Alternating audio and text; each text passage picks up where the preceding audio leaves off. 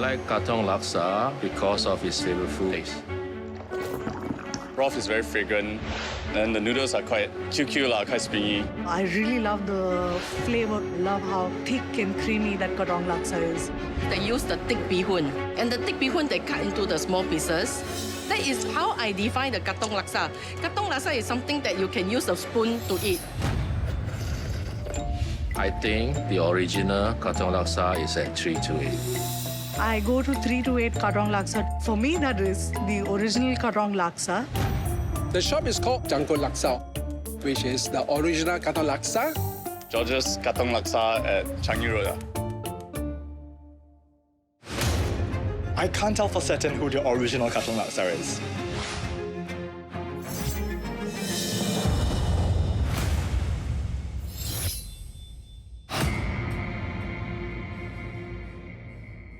Well, when you say Katong Laksa, I mean, it's like the gold standard. It didn't add harm. It was just fish cake and shrimp and a great gravy with daun kosong, the laksa leaf, eaten with a spoon, which is important. Here's a photo of the original Katong Laksa.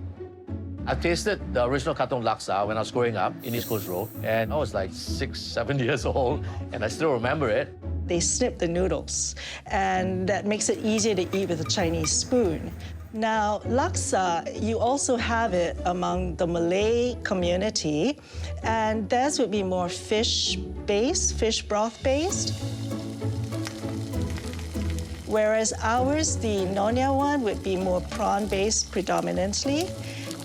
So, Katong Laksa is a derivative of the Peranakan Nyonya Laksa.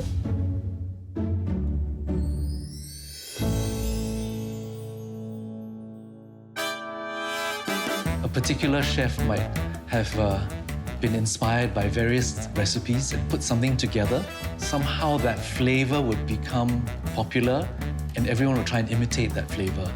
Because of the strong brand and the success of the dish, everyone jumped on board and started calling themselves Katong Laksa. You would see Katong Laksa even in Holland Village. I think there would at least be 100 throughout Singapore. And in Katong itself, predominantly maybe 3 or 4 that are more well-known. Katong Laksa got popular in the late 1990s and the early 2000s. And that's when the competitors came up with their own renditions of the Katong Laksa. I think people got really confused when all the outlets started sprouting around Singapore. They go, hey, is this a franchise? Is this from the real one? Is it original? So they got confused by just the number of outlets that use the same name, nearly the same name. Are they all coming from the same franchise of one brand? They're not. We don't know who created it, but we certainly know who's the most famous one.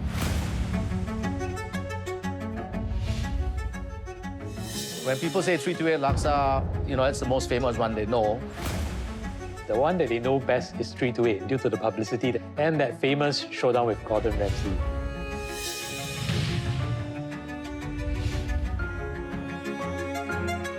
I叫 Nancy， 我是328的创办人。那时候是2013年，这个新交邀请这个 Gordon Ramsay 来新加坡 PK 我们这些美食，所以我是其中的之一啦。说就是说切磋啦，他煮他的这个拉萨呢比较没有这么道地，说比较有这个西方的这个味道，没有这么传统。也是由这些观众呢去投票，才拿到这个第1名。我第1年那时候在49的咖啡店那边卖的时候，就是梁朝伟。必须要吃的是拉萨。25年前。那么你是加东马的原创人吗？我不可以讲说我是嘎东的拉萨的原创人。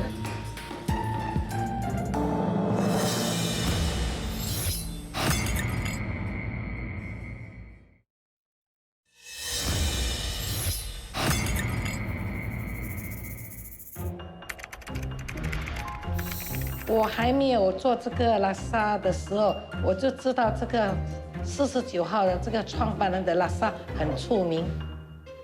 this guy named Janggut. Janggut meaning beard. I think he had like this long beard coming out of a mole on his chin. He peddled his laksa in the East Coast Pier, and in 1963, he set up a stall at 49 East Coast Road. 我一开始卖这个拉萨的时候是1998年，在这个蛇龙路这个49号这边卖。说是因为他不要做了，那个咖啡店的老板呢才叫我去做的。那你接手的时候，你有没有问过他是怎样做的？没有，是我有吃过他的拉萨2次。我现在的秘方呢是我自己属于我自己的。 So this is where you can trace the origins of Katong Laksa. And I live right behind it in the white block of flats. That's why it was so close to the original Janggut Katong Laksa store here, number 49. And the official name of the store was Marine Parade Laksa. But all of us called it Janggut Laksa. Of course, there was no sign that says Janggut Laksa because that was his nickname, you know.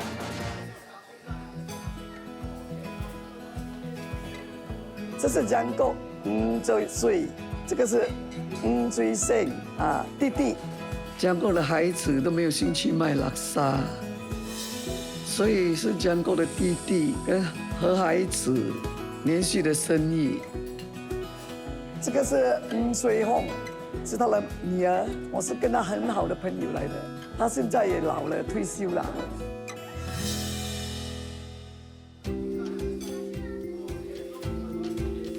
OK， 我是丹修酸，我是江狗拉萨老板。 我看水红应该是有20多岁、30岁认识他了啊。那个时候我是在大巴窑卖烧肉，所以他就讲啊，你进来做，我烧肉没有做了，啊，你进来做拉萨。我跟他一起做了差不多有应该有30多年了。30多年他也是累了，他也是退休了，做吃的是很辛苦的了。所以现在我是跟我的女儿阿妹一起做。 Janggut was taught by his neighbors who are Peranakans on how to cook a bowl of good laksa. He was very innovative. He made it his own. He improvised it, which became his secret recipe. So he sold his laksa, carrying the metal pot on the metal pole along the beach as a living. From newspaper reports, I've seen references to laksa hawkers who were Chinese, Indian, Malay. So I think very quickly people found that it was a very marketable dish. Everybody hungered for a bowl of laksa, and anybody who could make it started selling it. When Janggut started as an illegal hawker selling his laksa along the Marine Parade area, in order to avoid the tegu, the enforcement officer catching him, he improvised it. He actually cut short his noodles so that customer can eat quickly. In the event if the enforcement officer were to come, and that's why it became the trademark of our Katong Laksa. As Singapore developed, those illegal street hawkers will no longer be encouraged. So Janggut started off with his first store at 49 East Coast Road. 卖起来的时候就跟他哥哥2个人，1个礼拜卖几天哦？卖2天、3天啊，两兄弟啦，一人卖2、3天。 Our first store was in fact called Marine Parade Laksa. It was never called Katong Laksa, but because it became popular, people liked his laksa, so people call him by his location's name. The store was actually located at 49 East Coast Road, which is actually at Katong area. So people started call the shortcut way Katong Laksa, and this is how Katong Laksa is born. How long was he at 49 before you closed shop? 很久哦，最少都有30年了。搬走的时候哦，因为那个49以前那是租给328的吧，联系吗？我在这个49那边卖这个拉萨，卖差不多1年。连这个咖啡店的老板娘呢，她要拿回去自己做，所以我就搬来这个50亿。When Nancy left and started 328 Laksa across the street, the coffee shop, they had their own laksa shop in there, and the coffee shop actually ran it themselves. 那个就是跟49跟328那个是真的很厉害呀，他们。I would say that would be the trigger point for the Katong Laksa wars in 1998. Along the same time as well, there was a spillover Katong Laksa stalls where you go if the other two stalls had too long a queue and you wanted a quick fix of your Katong Laksa. And that's when the competitors came around because of the popularity and came up with their own renditions of the Katong Laksa. So anyone could all come in to come up with their own variation on the Katong Laksa. And I think along this point of time was when Marine Parade Laksa actually made a comeback. So they moved on to Unit 57, which was just below the overhead bridge, and they returned as Janggut Laksa. Opening her store at 57 East Coast Road, Janggut's niece came back to tell people, hey, the original one is here. 因为那时候有4家嘛，所以人家好奇说为什么这么竞争。 And in the heyday of the Katong Laksa war, you could find along the main stretch of East Coast Road. You have 47, 49, 328, also known as 51, and 57, Marine Parade Laksa, also known as Janggut Laksa. Many of the consumers and foodies like myself were all spoiled for choice. Each one, tries to outdo the other. And then each one claiming to be the more original one. Each stall had their own regular following of customers. You will find that typically, around about lunchtime, the queues will be quite long. And such was the popularity that it seems like the entire Singapore was down in Katong trying to get a bite of Katong Laksa, coupled with the media coverage on TV and radio. So in its heyday, really a sight to behold. So I would say the conclusion to the Katong Laksa was when Nancy, as you know, became the most prevalent Katong Laksa, not just in Katong, but all around Singapore. Today, she's widely recognized as the one who has the most popular Katong Laksa stall. With Janggut coming in a close second, being recognized as the stall that links back to the originator of that taste of Katong Laksa. 是我们，对，因为我们是最正宗的、最久的嘛。以前都没有这样的拉萨的，只是我们的拉萨是这样的。我们现在还是用 Janggut Laksa 的秘方一样这样煮法，即是用那个全部都是用原装回就对了，它叫什么我们就这样，几十年就这样用法就对了。 From the 1950s till today, there are a little bit of changes that we made to it. Example, the original store, laksa was cooked with charcoal. But today, as we expand, we no longer can afford the time and the consumption of charcoal to cook laksa. Another very special thing that most of you do not know is, since the day one, there is no cockles, ham added in the laksa. But customers wanted us to add it in and we accommodate to it. And that's why today you get ham in your Janggut Laksa. This secret recipe cannot be found anywhere else because it is still kept as a secret within the family. The ramba is unique. If you taste it, you will know it. There are some other stalls out there which claim to have a recipe similar to the original Katong Laksa recipe. Do they really have a recipe from the Ng family? And how did they get it?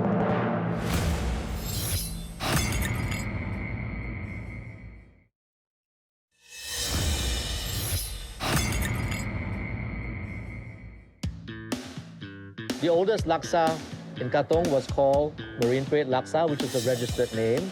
It was also known as Janggut Laksa affectionately by all the locals. Now it's known as the original Katong Laksa. So this was Janggut's new location, Roxy Square, the ground floor or basement. And the original Katong Laksa sign took up a huge portion of the food court. Today, the laksa that we are selling at Janggut Laksa is still the same original recipe from our dear founder, Mr. Janggut. The other person that had the original Katong Laksa recipe from Janggut, as far as I know, was Roxy Laksa, which was across the street. The owner was a friend of Janggut. I think Janggut gave him the recipe to help him out, and he was selling in a push cart. I think people say that Roxy Laksa is the original Katong Laksa. I think the base of Roxy Laksa, just from tasting it, obviously came from Janggut. It had a similar flavor.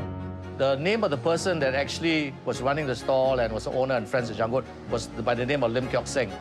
So he started his stall in 1953-52 in Roxy's theater. In 1970s, Mr. Lim Kok Seng had a fight with his son, Mr. Lim Eng Hock. The son starting his own laksa in a push cart. He called it Roxy Laksa too, but he changed the recipe because he wanted to be completely different from his father. So in 1978, the Roxy Theatre closed. As a result, the elder Lim also closed his store. Mr. Lim Eng Hock carried on plying his laksa, but he upgraded from a pushcart store to a hawker store in the lagoon. Then in 1981, Mr. Lim Eng Hock's son, Mike, started working with his father and took over the store.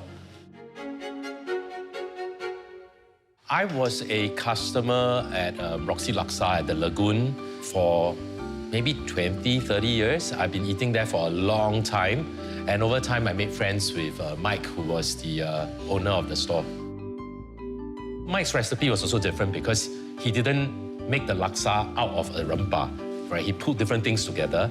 And he never cut his noodles. He always ate the laksa with chopsticks instead of spoon. So Roxy Laksa, the last I ate it, never tasted like Janggut's anymore because it was a stronger flavor. And you know, Mike, he had his own version of his rumpa. I never knew what happened to father, but his son handed to his grandson, Mike and Daisy, and they opened up when Roxy Cinema was demolished. They moved over to the East Coast and Lagoon in the late 80s.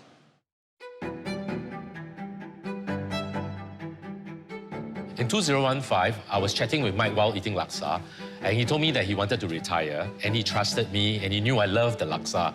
So that's when he handed the mantle over to me, and I took over the responsibility of carrying on Roxy Laksa.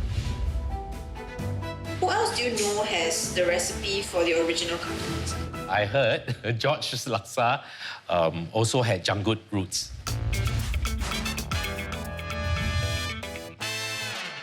I'm George, I'm Katong Laksa. I cook my laksa for about 46 years. I registered my name Katong Laksa around 1982. My father wanted the name, that's why he called me to go and register. Your father and you, can you tell me more about the Very friendly one. When you off, you go and find my father. My father opened provincial shop at Jalan Yunus. Then, 1955, because of financial difficulty, then he go and find Janggut. Janggut is very friendly one. Then my father asked him for help. Then he helped my father.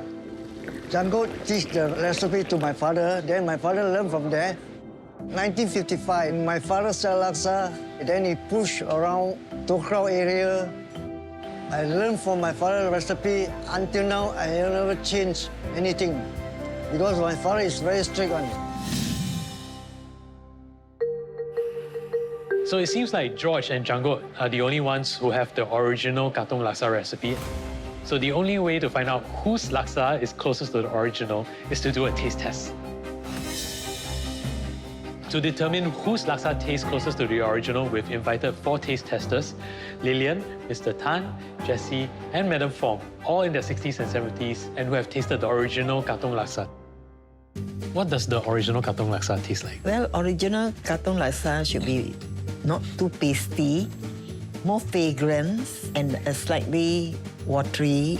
For me, the Katong Laksa, the color of the kwa have to be a bit more orangey, not yellow. 我觉得现在Katong的lak沙不要太厚，那个虾最好是说我们讲这种刷咯的虾，那个会有带有甜味的。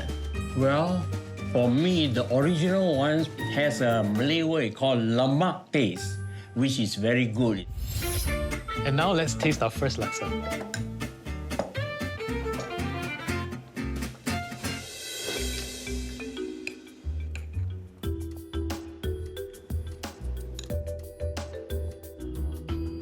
So does this taste like the original Katong Laksa?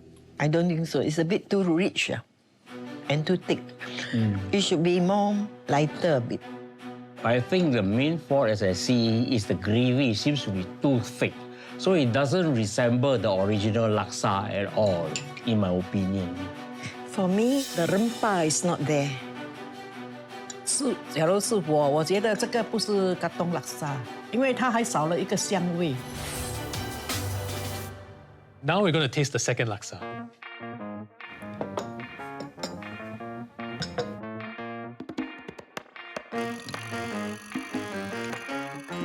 This is more like the original laksa that I know. I like it, especially the texture, the fragrance, and the right ingredient are in. As for me, I say that this one have the fragrance of the udang kering, you know. But the only thing is the coconut milk and the rempah when mixed pecah. So, not to my opinion like the Katong Laksa that I'm used to eat. This one generally I found is pretty good. So I think this one is pretty close to that of the original laksa. Yeah. 这碗拉沙我还是觉得不是嘎东拉沙，因为它还是少了一点味道。不过有一点接近了，就是说它的香味这些还是有接近，大概有70-80%了。 So which amongst the two is more like the original Katong Laksa? So this second bowl is very close to that of the original laksa. This is more like the original laksa that I know. I think, for my opinion, the first one. 第二碗那个比较有一点接近，因为它的那个香料应该是放得够。 So the first bowl of laksa was from George's Laksa. The second bowl of laksa was from Janggut Laksa. The general consensus is the second bowl of laksa was closer to the original Katong Laksa's flavor. George has also carved his own niche. There are elements that evoke quite strongly amongst the taste testers today that brings back memories of the original Katong Laksa, just the flavor and the fragrance. But there are also elements that have deviated from the original, such as the use of chili with vinegar, which is not what the original Katong Laksa would have used.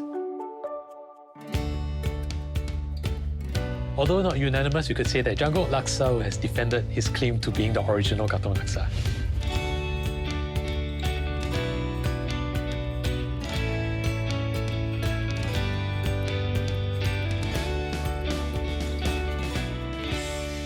Customers, they are still eating the same bowl of laksa today, and the feedback of the customer is the most valuable one because they have been eating generation, passed down to generation, and the taste is still the same.